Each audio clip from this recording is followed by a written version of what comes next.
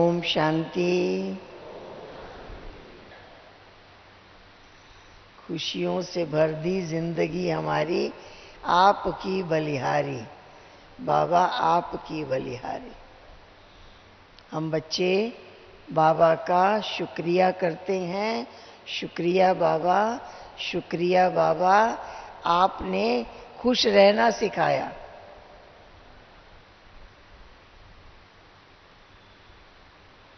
खुश रहना आसान है?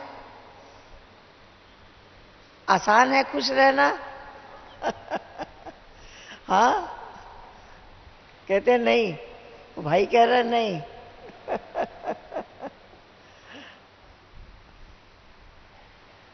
हमारे चारों तरफ ऐसा वातावरण है जो हमारे मन पसंद नहीं है। जो हम चाहते हैं वो नहीं होता है। ऐसा वातावरण है, वो खुशी गायब कर देता है।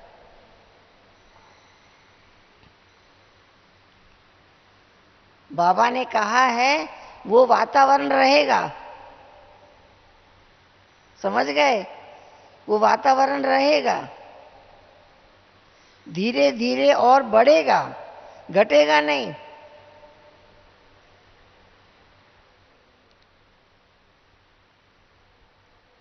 नाव चलाने वाले को पानी में ही नाव डालकर सिखाया जाता है ना?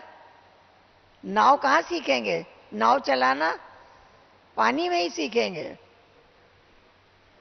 ऐसे ही जो दुनिया आज दुख धाम है, पतित है, नरक है, कलियुगी है, हमारे चारों तरफ वही वातावरण है। जो भी आत्माएं हैं पुराने संस्कारों को लेकर आई हुई हैं, उनके बीच रहकर हम खुश रहते हैं। ईश्वरीय ज्ञान की शक्ति से हमारी खुशी का आधार ज्ञान। ज्ञान एक ऐसा अमृत है, हमारे मन में इसका चिंतन चलता रहे, चलता रहे, चलता रहे तो हम खुश रह सकते हैं। लेकिन मन में ज्ञान का चिंतन के बदले जो परिस्थितियां हमारे सामने आती हैं उसी का चिंतन चलने लग जाता है। हम रोकना चाहते हैं, रुकता नहीं है। बाबा ने कहा ज्ञान का मनन चिंतन करो, विचार सागर मंथन करो।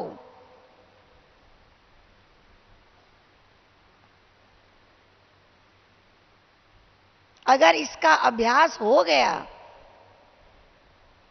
तो बातें आएगी और चली जाएगी, हमारे ऊपर उसका प्रभाव नहीं पड़ेगा। बातें आएगी और जाएगी।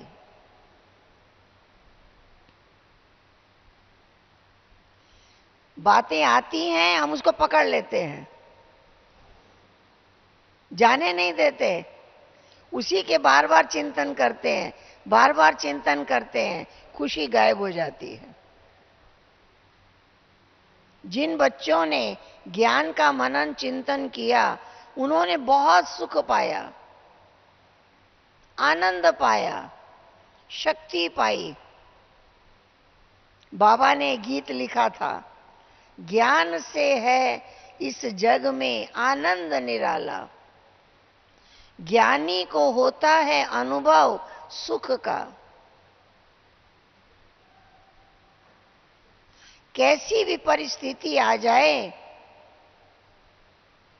वो कल्याणकारी बात का चिंतन करता है। इसमें भी कल्याण है, इसमें भी कल्याण है, इसमें भी कल्याण है। उसकी दृष्टि में मेरे लिए जो कुछ हो रहा है उसमें मेरा कल्याण भरा हुआ है। निश्चय है, क्योंकि हम बाबा के हैं। हमारे पास शुभ है संकल्प, श्रेष्ठ संकल्प है, कल्याणकारी है। जहां शुभ है, जहां श्रेष्ठ है, जहां कल्याणकारी है, वहां मन संतुष्ट है। अनुभव कहता है ज्ञान का मनन चिंतन निरंतर, हर बात में ज्ञान का चिंतन, हर बात में ज्ञान का चिंतन। बैठकर अपने आप को हम पढ़ाते हैं तो पावर आती है। जिसने ज्ञान का मनन चिंतन किया, कर्मों में ज्ञान युक्त कर्म किए, ज्ञानी तू आत्मा कहलाए। अचल अडोल स्थिर अवस्था बन गई तो ज्ञान हमें गुणवान बना देता है। ज्ञान का मनन चिंतन हमारे अंदर गुणों को जागृत करता है।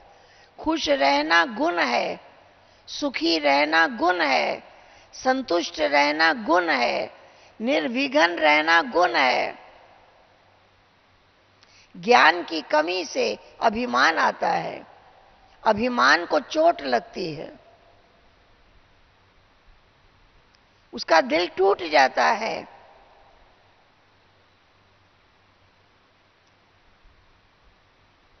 जो ज्ञान का मनन चिंतन करता है उसके अंदर स्वामान जागृत होता है। स्वामान में रहने वाला सबको ऊंची नजर से देखता है। उसको पता है इसमें भी कोई कल्याण भरा है, इस बात में भी कोई कल्याण भरा है। भक्ति मार्ग में भी लोगों को ऐसे अनुभव होते रहे हैं कि उन्हें लगता है कि हम जो परमात्मा पर निश्चय रखते हैं, हम जो परमात्मा पर विश्वास रखते हैं, विश्वास काम करता है। हमने एक अनुभव सुना, एक डॉक्टर थे, कैंसर स्पेशलिस्ट थे। उन्होंने बहुत रिसर्च की थी। उन्हें किसी ने अवार्ड देने के लिए निमंत्रण दिया। वो बहुत खुश थे। फ्लाइट से गए। 2 घंटा फ्लाइट चलने के बाद फ्लाइट में कुछ खराबी आ गई, उसे उतार दिया गया। जब फ्लाइट नीचे उतरा, उन्होंने पूछा जहां उन्हें जाना है वहां पहुंचने के लिए और क्या उपाय है।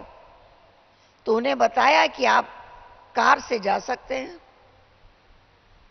उन्होंने टैक्सी की खोज की। टैक्सी तो मिल गई, ड्राइवर नहीं मिला। उन्होंने कहा मैं खुद ड्राइव कर लूंगा। जब वो गाड़ी लेकर के आगे बढ़े, आधे घंटे के बाद आंधी तूफान इतना जोरों से आया, वो रास्ता भटक गए। 2 घंटे तक घूमते घूमते दूर एक झोंपड़ी दिखाई दी, उसके दरवाजे पर गाड़ी लगा दी। अंदर से एक महिला आई। उसने उन्हें कहा बहुत बरसात हो रही है, आप थोड़ा रुक सकते हैं, यहाँ चाय पीजिए, नाश्ता करिए, फिर मौसम ठीक होने पर जाइए। उन्होंने स्वीकार कर लिया। जब वो अंदर जाकर बैठे, चाय नाश्ता करने के बाद उस महिला ने बताया कि मेरी पूजा का टाइम है, मैं पूजा करके आती हूं। वो और उसका बेटा पूजा करने बैठे। आधे घंटे तक वो पूजा करते रहे, प्रार्थना करते रहे। वो डॉक्टर साहब ने बताया कि मैं तो नास्तिक हूं, मैं तो विज्ञान को मानता हूं, बस जो कुछ करेगा साइंस ही करेगा। प्रार्थना पूरी होने के बाद उन्होंने उस माता से प्रश्न पूछा, क्या आपको विश्वास है कि आप जो प्रार्थना भगवान से कर रही हैं वो भगवान सुनता है? क्या आपको विश्वास है? तो उसने कहा, हां, मुझे विश्वास है कि भगवान मेरी सुनेगा जरूर। उन्होंने पूछा, आपको कोई कष्ट है, कोई तकलीफ है आपको? तो माता जी ने बताया कि मेरे बेटा को कैंसर हो गया है, इसका डॉक्टर इसका इलाज डॉक्टर मार्क के पास है, और वो डॉक्टर मार्क ही थे। मैं वहां तक पहुंचने के लिए मेरे पास पैसा नहीं है, इलाज के लिए पैसा नहीं है, मैं केवल प्रार्थना कर सकती हूं। ये सुनकर डॉक्टर मार्क की आंखों से आंसू बहने लगे। उन्हें लगा इसकी प्रार्थना का जवाब देने के लिए फ्लाइट खराब हुआ। मैंने जब गाड़ी लिया तो ड्राइवर नहीं मिला, अगर ड्राइवर होता तो रास्ता नहीं भटकते। फिर आगे बढ़ा तो आंधी तूफान ने घेर कर मुझे इस दरवाजे पर लाया। कोई लाया है, मैं अपने आप यहां नहीं आया। भक्ति मार्ग में भी इतना विश्वास भक्तों को रहा है कि हम जो प्रार्थना कर रहे हैं, हम जो अपनी बात कह रहे हैं, अवश्य पूरी होगी। और हम सभी बच्चों को, हम तो प्रार्थना ही नहीं करते। हमने तो बाबा से आज तक कुछ मांगा ही नहीं, राइट है? हमने कभी प्रार्थना नहीं की, हमने कभी मांगा नहीं। हमें बाबा ने कहा, बच्चे मैं तुम्हें वर्षा देने आया हूं।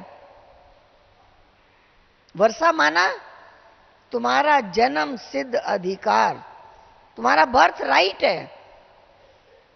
हम तो थोड़ी सी शांति चाहते थे, थोड़ी सुख सुविधा चाहते थे। बाबा तो हमको सत्युग का राजा महाराजा बनाने आया। एक जन्म के लिए नहीं, 21 जन्मों के लिए अखुट भंडार भरने के लिए आया। हम मांगते भी तो क्या मांगते, थोड़ा सा मांगते।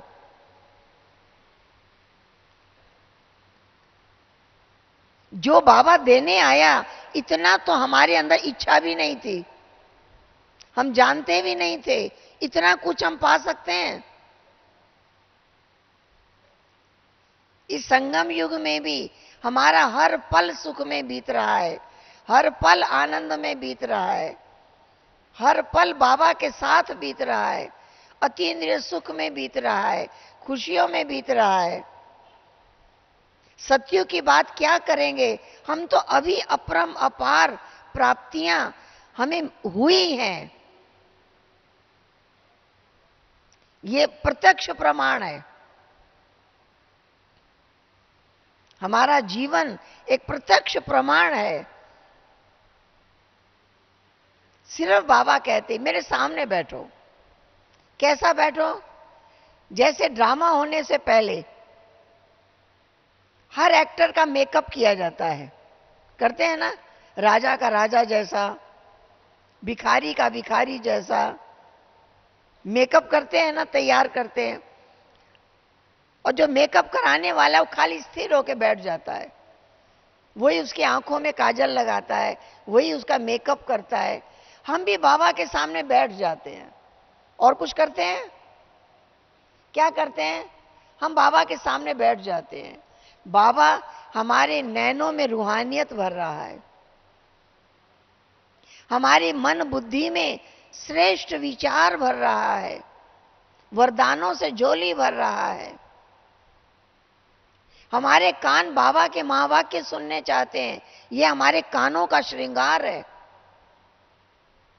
हमारे हाथ दाता की तरह, बाबा ने कहा देते रहो, देते जाओ, देते जाओ, देते जाओ। आज का आज ही देना शुरू कर दो।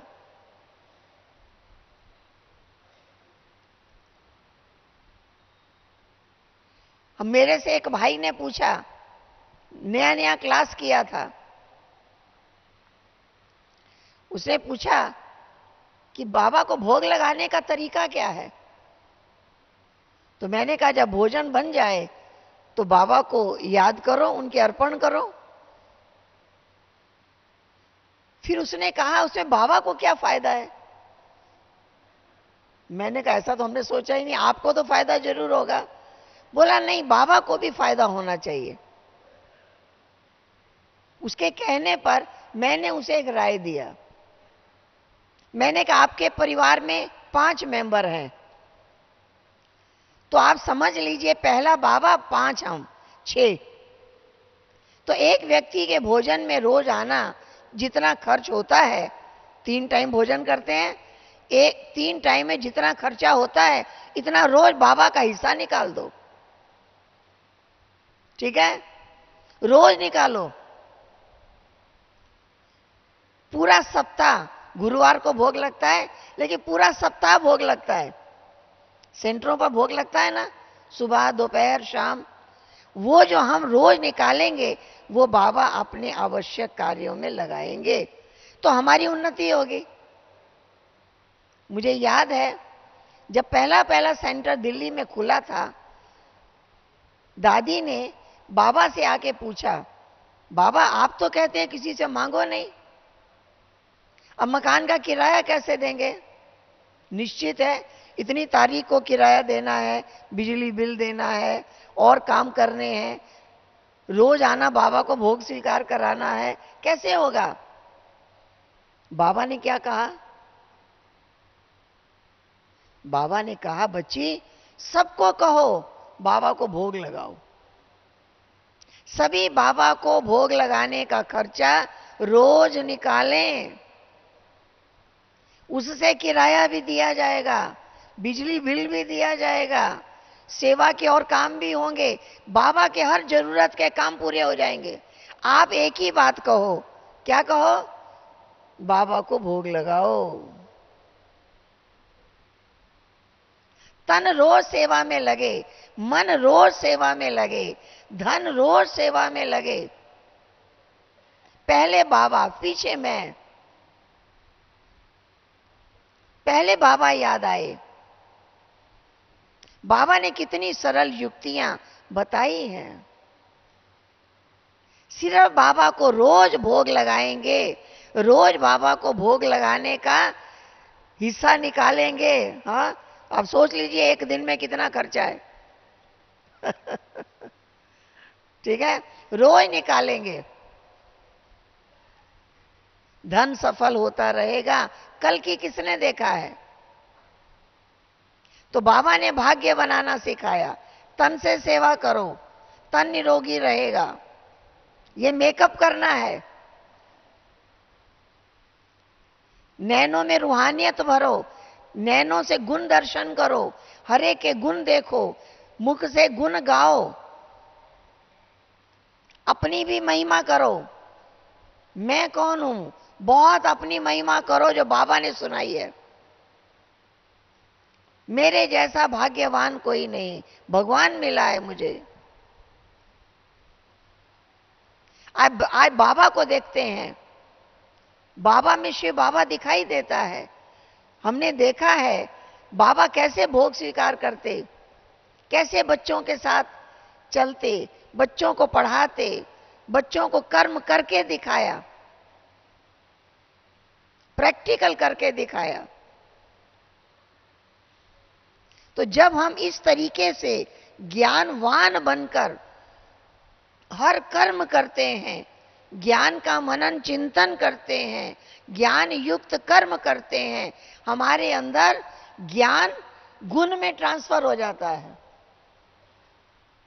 सरलता, मधुरता, धैर्यता, दृढ़ता। कई कहते हैं हमसे सहन नहीं होता, कोई कुछ कह देता है हमसे सहन नहीं होता। सहन शक्ति बहुत बड़ी शक्ति है, सहना बहुत मुश्किल है। हम इसका जवाब देते हैं, हमने तो आज तक कुछ सहा ही नहीं। हमने सहन शक्ति का नाम बदल दिया। सहना नहीं है, समझ कर चलना है। हर व्यक्ति को समझ कर चलना है, हर बात को समझ कर चलना है। कोई व्यक्ति जोर से बोलता है, कोई धीमे बोलता है, कोई मीठा बोलता है, कोई तीखा बोलता है, उसके बोलने का स्टाइल वही है, उसका बोलना खराब नहीं लगेगा। कहते हैं ना, बात तो ठीक कही लेकिन गलत तरीके से कही, इनका तरीका ठीक नहीं था। तो तरीका भी अलग अलग होगा, सब एक्टर तो एक जैसे नहीं होंगे। हर व्यक्ति के पार्ट को समझना, हर व्यक्ति के पार्ट को साक्षी दृष्टा होकर देखना। हम समझ कर चलेंगे, हमको सहना ही नहीं पड़ेगा। अगर हम समझकर नहीं चलते तो लगता है कि हमें सहना पड़ता है। सहना पड़ता है तब लगता है जब सहन शक्ति नहीं है। अगर शक्ति है बोझ उठाने की तो लगेगा बोझ उठाया है। एक भारी सूटकेस उठाकर यहां से वहां पहुंचा देते हैं, शक्ति है, लगता ही नहीं है कि बोझ उठाया। तो जब हमारे में शक्ति है तो सहने की अनुभूति नहीं होती।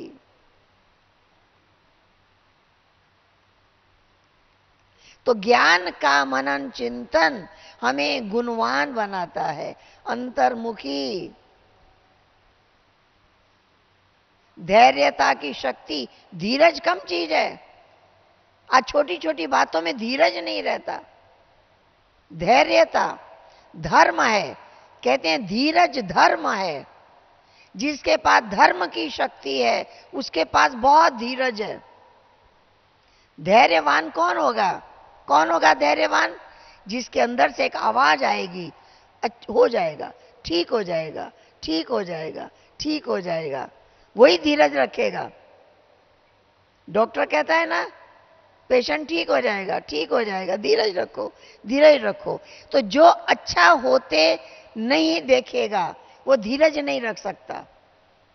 बाबा ने कहा शुभ देखो, कल्याणकारी देखो, श्रेष्ठ देखो। वो देखने से धैर्यता की शक्ति आ जाएगी।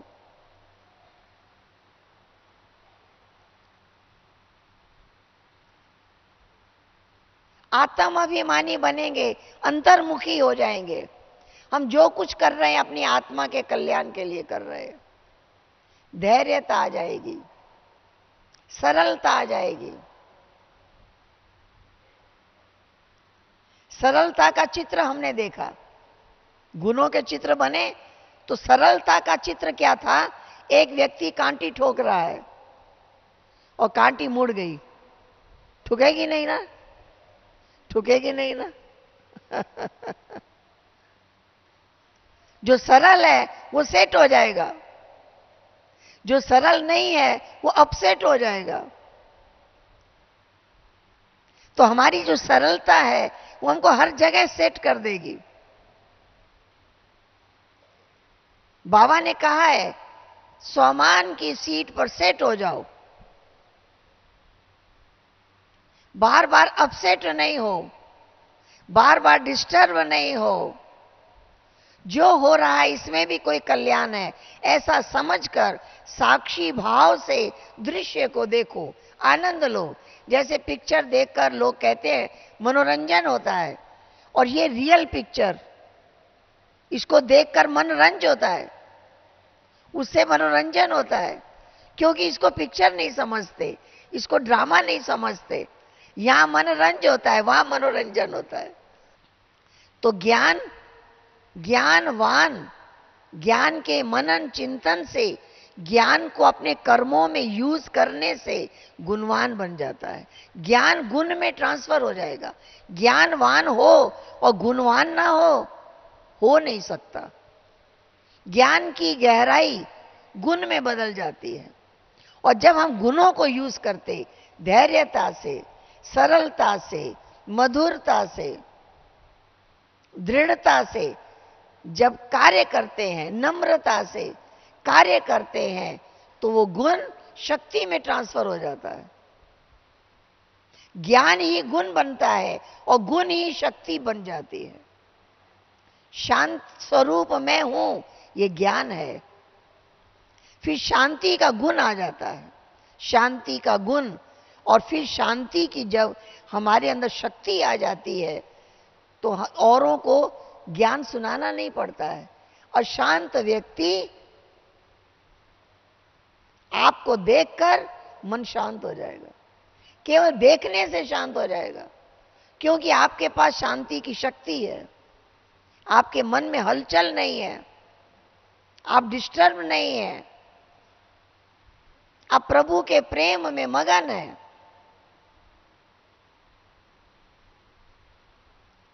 कई बार बाबा कहते थे हॉस्पिटल में जाओ, सब पेशेंट के पास चक्कर लगाओ। एक बहन गई हॉस्पिटल में, एक पेशेंट को देख रही थी, बाजू में एक दूसरे पेशेंट थे, बहुत कष्ट में थे, बहुत दर्द था उनको, लेकिन उनको देखने के बाद वो अपने आप को भूल गए, उनको देखने में मगन हो गए। उनके जाने के बाद उन्होंने पूछा ये कौन थे? जैसे गोली खाने के बाद दर्द ठहर जाता है, कहा इनके आते ही मेरा दर्द कहां चला गया, मैं कहां हूं, मैं कहां बैठी हूं, सब कुछ मुझे भूल गया। इतनी देर मैं केवल इनको देख रही थी। तो जब हमारे पास शांति की शक्ति होगी तो अशांत व्यक्ति को शांति अपने आप मिल जाएगी, उसके तन को भी आराम मिलेगा, उसका मन भी शांत होगा, उसके अंदर धैर्यता आएगी, पावर आएगी।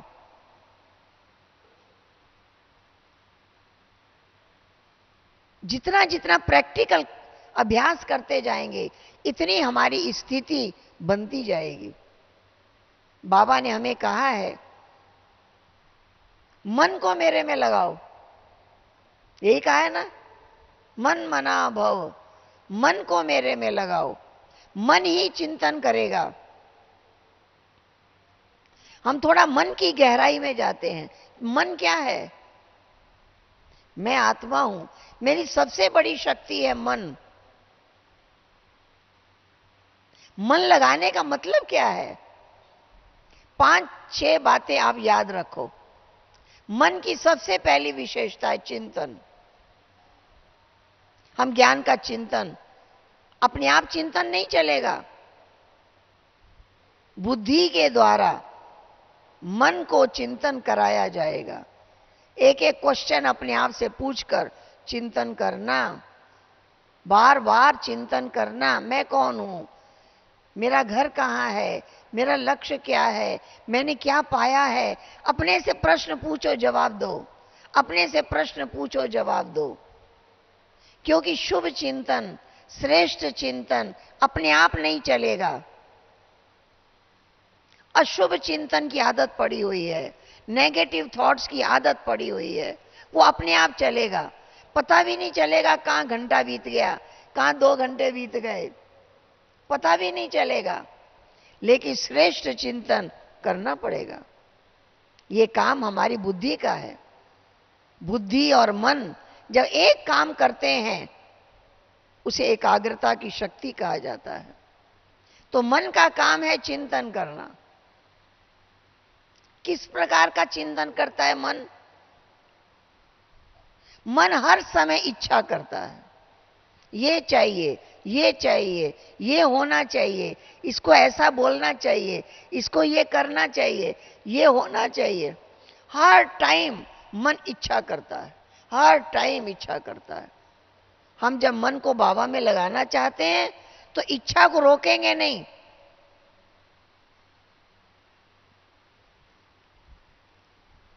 मुझे संपूर्ण बनना है, मुझे देवता बनना है, मैं देवता हूं,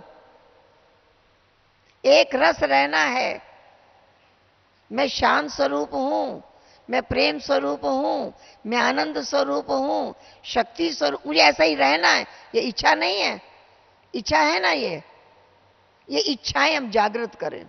क्योंकि मन को आदत है इच्छा करने की। मैं हमेशा खुश रहूं, तो मैं खुश हूं, रहूं नहीं, मैं खुश हूं। आज तक हमें आदत पड़ी हुई है शिकायत करने की, ये ऐसा है, ये ऐसा है, ये ऐसा है। दादी कहती है कि मनुष्य का मन कैसा बन गया है? Correction mind. हर व्यक्ति की करेक्शन करता है। ऐसा इनको नहीं बोलना चाहिए, ऐसे नहीं खड़े होना चाहिए, ऐसे नहीं कहना चाहिए, ऐसे नहीं करना चाहिए। सारा दिन सुबह से रात तक करेक्शन ही करेक्शन करता रहता है। तो दादी कहती है करेक्शन करना बंद कर दो। करेक्शन के बाद क्या करता है? कमेंट करता है। ये सुधरने वाला नहीं है, ये मानने वाला नहीं है ये कुछ करने वाला नहीं है, इसे कुछ होने वाला नहीं है। अनेक कमेंट करेंगे। बाबा ने कहा वरदान दो, ये कमेंट करना बंद कर दो। तीसरा क्या करते हैं? क्रिटिसाइज। अब उसकी निंदा करते हैं, बोलते हैं। ये तीनों चीजों को छोड़ देना है, तब हम खुश रह सकते हैं। करेक्शन माइंड, कमेंट और क्रिटिसाइज, इस तीनों चीजों को हमें छोड़ना है और केवल कॉपरेशन। हमें केवल सबको मदद करनी है, हमें सबके लिए शुभ भावना, शुभकामना करनी है, ये क्रिएट करना है। ये इच्छा है कि मैं ऐसा बन जाऊं, मैं हर पल सुखी रहूं, मैं हर पल खुश रहूं, मैं हर पल आनंद में रहूं। ये मेरी इच्छा है। मेरा जीवन ऐसा योगी जीवन है। हम 1 घंटे के योगी नहीं हैं, हम सुबह शाम योग लगाने वाले नहीं हैं। हमारा योगी जीवन है।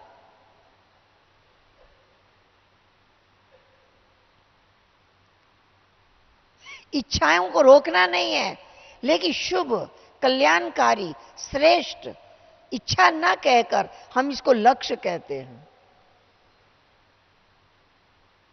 इस वर्तमान जीवन में जिन परिस्थितियों में हम रह रहे हैं, उसमें रहते हुए मुझे ऐसा बन के रहना है। मन में एक इच्छा जागृत होती है, सदा खुश, सदा निर्विघ्न, सदा संतुष्ट, सदा प्रसन्न हूं, मैं हूं, जागृत करना है।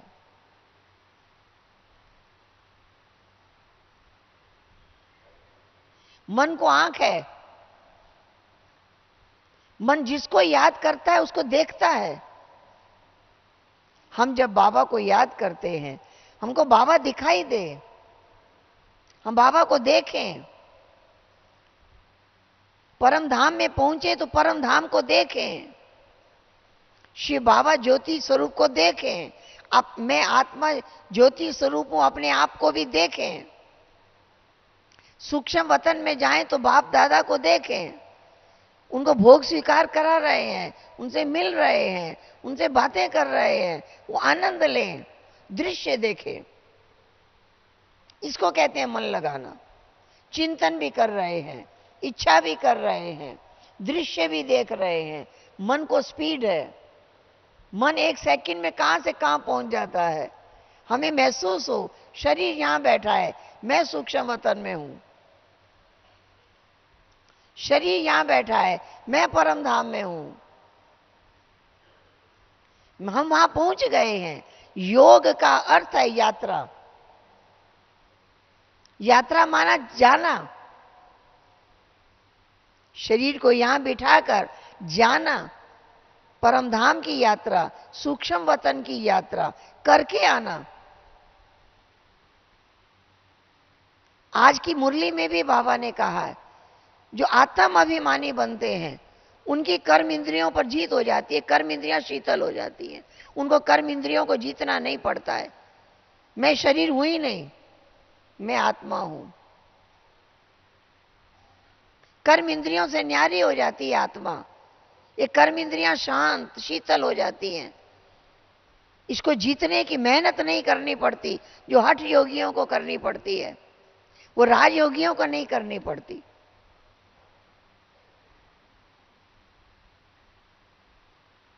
तो बाबा ने कहा है चिंतन भी करो, इच्छा भी करो, देखो भी, पहुंचो भी, स्पीड यात्रा भी करो और महसूस करो।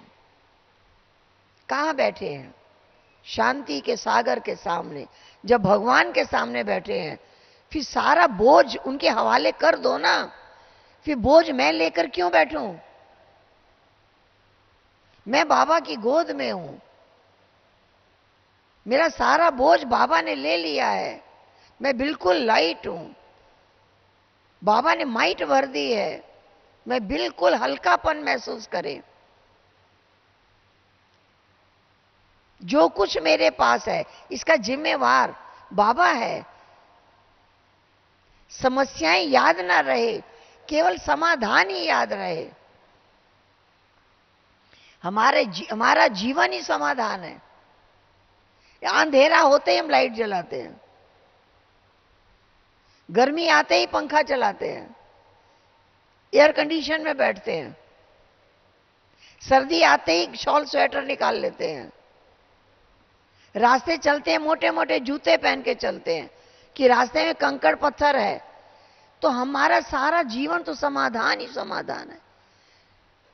बरसात का टाइम है तो छाता लेकर निकलते हैं, सारी बातों का समाधान कर लेते हैं, लेकिन मन की शांति का समाधान नहीं करते।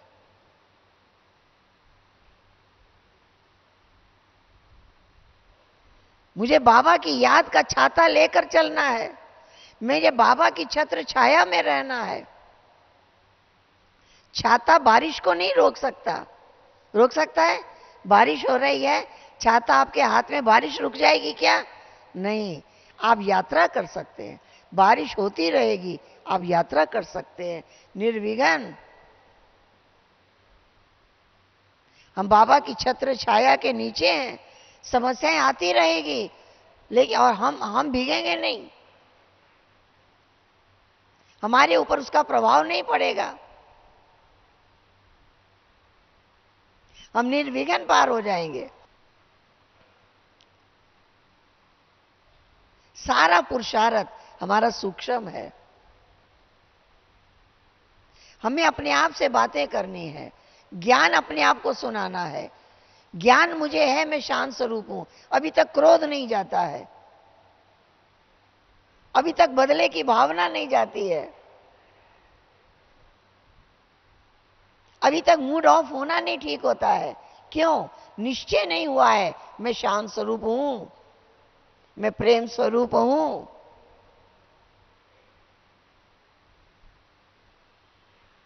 ये शरीर पंच तत्वों से बना है,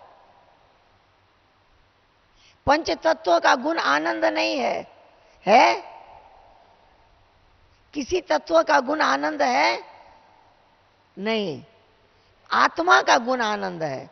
सनराइज होता है, उसमें आनंद नहीं है, क्योंकि मैं आनंद स्वरूप हूं। सनराइज देख के आनंद आया, सनसेट देख के आनंद आया, सागर की लहरों को देखकर आनंद आया।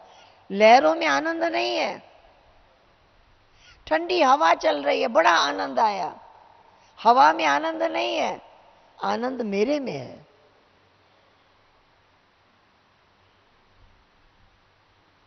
आनंद स्वरूप आत्मा खुद है, हमारे अंदर आनंद है। हम जहां खड़े हैं, नया कपड़ा पहन के आनंद, खा के आनंद, भोजन की किसी मिठाई में आनंद नहीं है, लेकिन क्योंकि मैं आनंद स्वरूप हूं, हम कहते हैं ये खा के आनंद आ गया, ये पहनकर आनंद आ गया, ये दृश्य देखकर आनंद आ गया। आनंद आया किसको? मुझे आया। क्यों?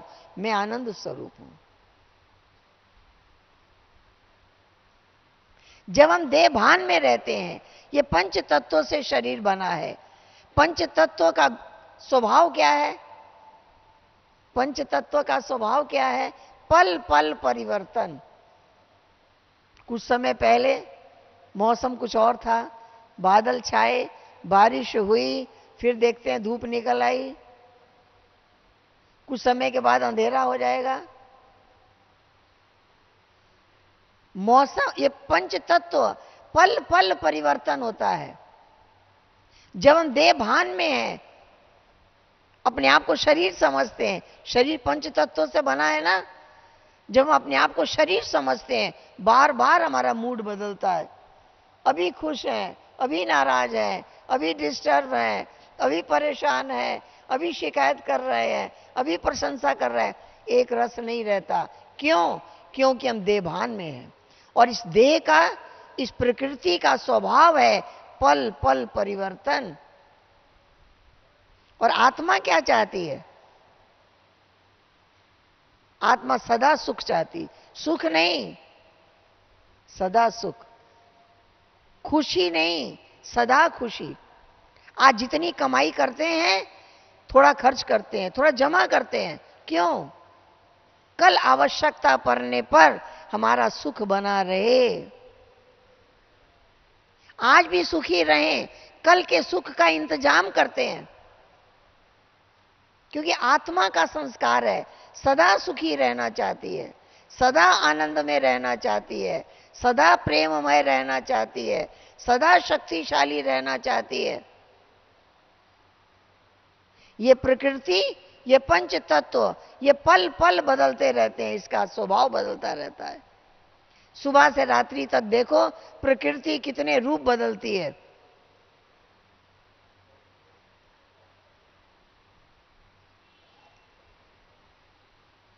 बाबा कहते जितना देह भान में रहेंगे, मूड एक जैसा नहीं रहेगा।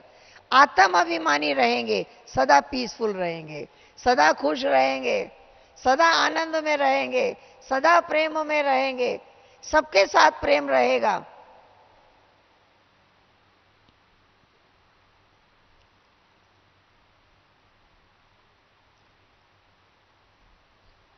ये पढ़ाई किसी ने नहीं पढ़ाई, आत्म अभिमानी बनने की पढ़ाई किसी ने नहीं पढ़ाई, ये पढ़ाई बाबा ने पढ़ाई।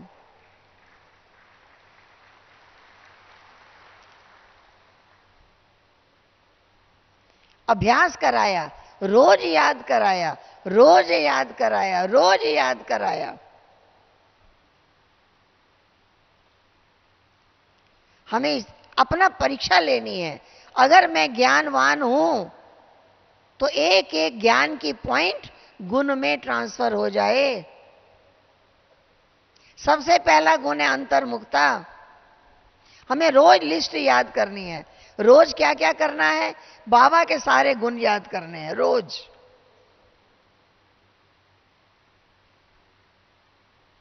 अब गुण आपकी शक्ति है, 100, 200, 500, कितने गुण आप याद कर सकते हैं।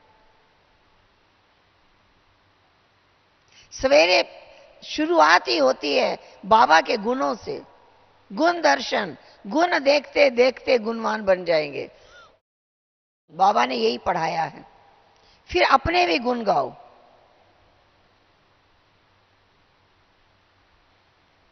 मैं देवता कुल की आत्मा हूं, श्रेष्ठ आत्मा हूं, महान आत्मा हूं, पवित्र आत्मा हूं, राजयोगी हूं। जितनी महिमा बाबा ने की है, सारी महिमा अपनी अपने आप को सुनाओ। ये भी एक ताकत है, ये भी एक नशा है।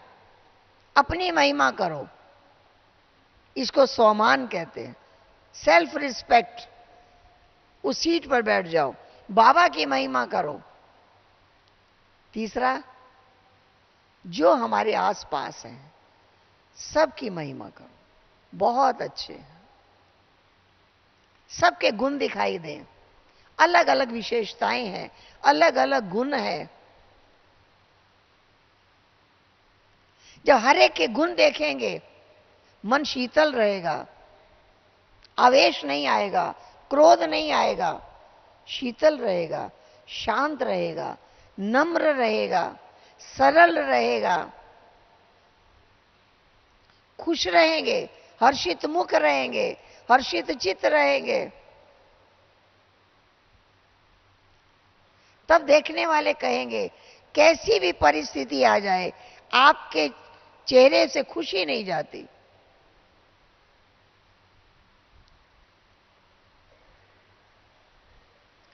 हम खुशी के लिए काम नहीं कर रहे हैं, हम खुश होकर काम कर रहे हैं।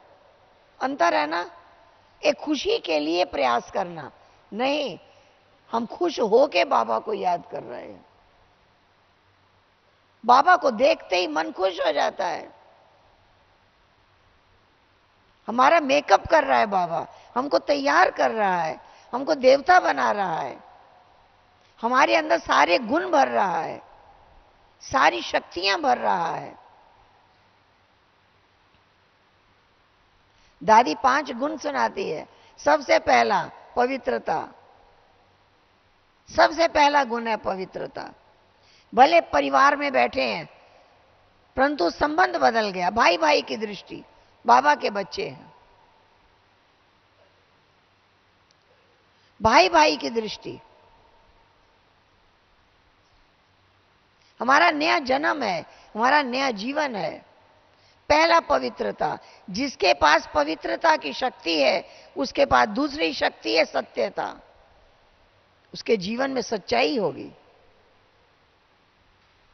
छोटी छोटी बातों में झूठ बोलते रहते हैं, छोटी छोटी बातों में झूठ बोलते हैं, जरूरत नहीं है जहां झूठ बोलने की। हमने अपनी दादियों को देखा है, झूठ नहीं बोलती। एक माता है, माता थी, वो छिप करके आती थी, अपने घर में बता के नहीं आती थी सेंटर जा रहे हैं। एक बार वो सेंटर पर आई, उसके पति का फोन आया। चंद्रमणि दादी ने फोन उठाया, पूछा वो माता आई है? समझा? दादी ने कहा अच्छा देख के बताती हूँ, क्योंकि माता बाबा के कमरे में बैठी थी। उसको बुलाया, उसने कहा कि बोल दीजिए नहीं आई है। दीदी ने कहा मैं तुम्हारे लिए झूठ क्यों बोलूं? ये हमने देखा, कहा मैं तुम्हारे लिए झूठ क्यों बोलूं, तुम चली जाओ, मैं कहूंगी आई थी चली गई। ये सुनते ही वो माता गेट से बाहर चली गई। दीदी ने फोन उठाया, कहा आई थी चली गई, झूठ नहीं बोला। तो हमने देखा कि दादियों में कितनी पावर है, सत्यता की शक्ति। सत्यता ही तो पवित्रता है। तो पहला गुण पवित्रता, दूसरा गुण सत्यता, तीसरा गुण नम्रता। छोटी छोटी बातों में अभिमान आ जाता है। अभिमान हां जी करने नहीं देता। हाँ, अभिमान शब्द क्या कहता है? अभिमान, अभिमान, अभिमान नहीं रहेगा। बाबा ने क्या सिखाया? हाँ जी, हाँ जी, हाँ जी, जी बाबा, जी बाबा, जी बाबा। अब जिसके अंदर अभिमान होगा वो जी बाबा नहीं कहेगा। अभिमान कहता है, अभिमान, अभिमान नहीं रहेगा। हम बाबा के आज्ञाकारी बच्चे हैं। नम्रता, मधुरता, नम्रता, जरा भी अभिमान नहीं।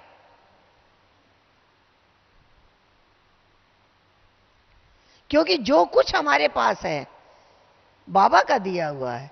हम जो सुना रहे हैं बाबा का दिया हुआ है। किस चीज पे अभिमान? जो शक्तियां से चल रहे हैं वो बाबा की दी हुई है। ज्ञान बाबा का दिया हुआ है, शक्तियां बाबा की दी हुई है। अभिमान किस चीज का? नम्रता, धैर्यता, ये गुण जब हमारे अंदर आएंगे। लास्ट गुण है मधुरता। हमारे अंदर मिठास बनी रहे, मिठास बनी रहे, हमारे अंदर कड़वापन नहीं आए।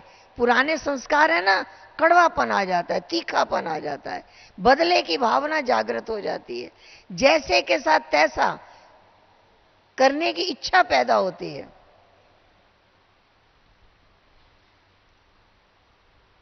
बाबा ने कहा दाता बन जाओ, लेना और देना नहीं है, देते जाओ, देते जाओ, देते जाओ, देते जाओ, केवल देते जाओ।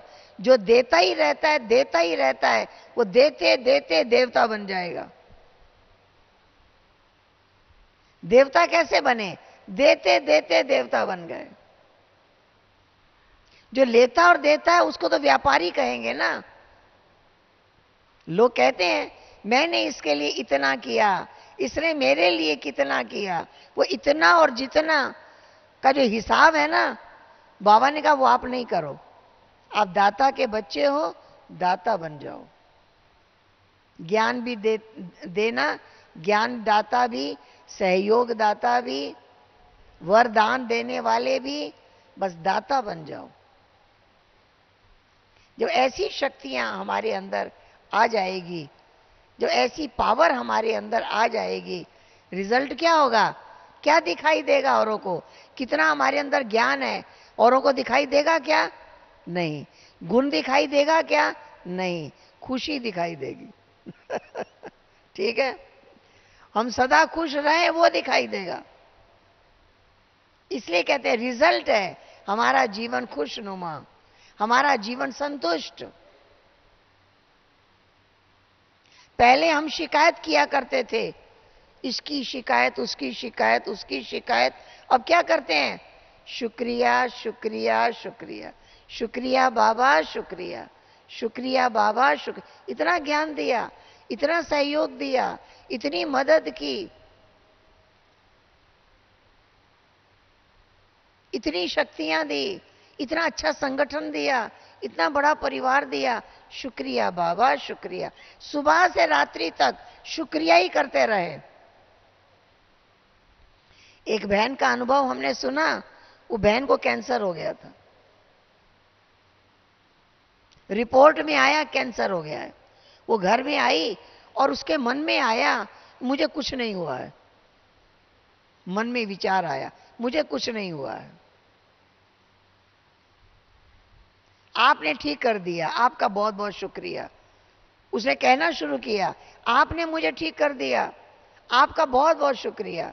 अब सारा दिन यही करने लगी, आपने मुझे ठीक कर दिया, आपका बहुत बहुत शुक्रिया। चलते फिरते उठते बैठते यही करती रही, आपने ठीक कर दिया, आपका बहुत बहुत शुक्रिया। कोई दवा नहीं खाई, 2-3 महीने तक यही करती रही, रात दिन। आपने ठीक कर दिया, आपका बहुत बहुत शुक्रिया। उसके बाद जब डॉक्टर के पास गई, टेस्ट हुए, रिपोर्ट में आया कैंसर नहीं है। किसने ठीक किया? संकल्प शक्ति, शुक्रिया की शक्ति। आपने ठीक कर दिया, विश्वास, विश्वास। अब देखिए, किसी से पूछेंगे भाई क्या हालचाल है, क्या कहेंगे? भाई ब्लड प्रेशर भी है, तो शुगर भी है, तो ये भी हो गया है, टांगें नहीं चलती हैं, कमर में दर्द है, ये हो रहा है, ये हो, कितनी बातें कहें। अब क्या कहेंगे? क्या कहेंगे? बाबा आपने ठीक कर दिया, आपका बहुत बहुत शुक्रिया। यही कहेंगे? कहेंगे? हाथ उठाइए। तन तंदुरुस्त, ठीक है, बाबा आपने ठीक कर दिया। ठीक कर दो नहीं, क्या सुना? मेरी ये बीमारी ठीक कर दो, मेरी ये तकलीफ ठीक कर दो, नहीं, ठीक कर दो नहीं, आपने ठीक कर दिया, आपका बहुत बहुत शुक्रिया। बाबा आदत पड़ जाए, आदत पड़ जाए क्या कहने की? शुक्रिया शुक्रिया शुक्रिया। पहले क्या करते थे? शिकायत शिकायत शिकायत। अब क्या करते हैं? शुक्रिया शुक्रिया शुक्रिया। ऐसे शुक्रिया शुक्रिया करते रहेंगे, तन के रोग गायब हो जाएंगे, मिट जाएंगे, कोई बीमारी नहीं रहेगी। हम आपको बताएं, जब हम पहली बार मधुबन में आए, पांडव कोटा हाउस में, हम देखते थे सबको भोजन मिलता है, पानी का ग्लास नहीं मिलता है। यहां मिलता है? यहां पानी मिलता है क्या ग्लास भोजन के टाइम?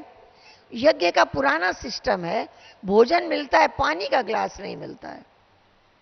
हमने किसी दादी से पूछा कि घरों में तो पहले पानी बाद में भोजन। तो दादी ने कहा बाबा कहते हैं भोजन करके पानी नहीं पीना। तो 14 वर्ष यज्ञ में, हाँ, कोई डॉक्टर नहीं आया, सब स्वस्थ रहे। क्योंकि जब हम भोजन करते हैं पेट में अग्नि पैदा होती है, पानी पीते हैं तो भोजन पचता नहीं है, वो अग्नि बुझ जाती है। स्वस्थ रहना है, यही एक संकल्प कर ले, भोजन के 1-1.5 घंटे के बाद पानी पीना है। इस एक नियम ने इतने बच्चों को स्वस्थ बना दिया। आज भी पुरानी दादियां, यज्ञ की पुरानी दादियां आज भी भोजन के साथ पानी नहीं पीती, पीती ही नहीं है, 1-1.5 घंटे के बाद पानी पिएगी। तो बाबा ने तन को भी तंदुरुस्त रखा है, रखने का तरीका सिखा दिया है, मन को सदा खुश रहना सिखा दिया, ठीक है ना। और धन की कमी नहीं, जितना यज्ञ सेवा करो, जितना यज्ञ सेवा करो उतना कहां कहां से आके भंडारा भर जाएगा। ये भी एक बड़ा अनुभव है, कई बच्चों का ये भी अनुभव है, जितना यज्ञ में डालते जा रहे हैं उतना भंडारा भरता जा रहा है, उतना हमारा बिजनेस बढ़ता जा रहा है। बरकत, उस धन में बरकत, क्योंकि वेस्ट नहीं जाता, व्यर्थ नहीं जाता। ठीक है ठीक है ओम शांति, ओम शांति, ओम शांति। चलिए बाबा के पास यात्रा करेंगे ना, तन यहां मैं वहां, बहुत प्यार से मिलना है बाबा से। वतन में जाकर के मिलो, बाबा से मिलो, वतन में देखो बाबा को, बाबा बाएं पसारे खड़े, आओ बच्चे, आओ बच्चे। इतना बाबा प्यार कर रहा है, बच्चों को शक्तियां दे रहा है। ठीक है, ओम शांति।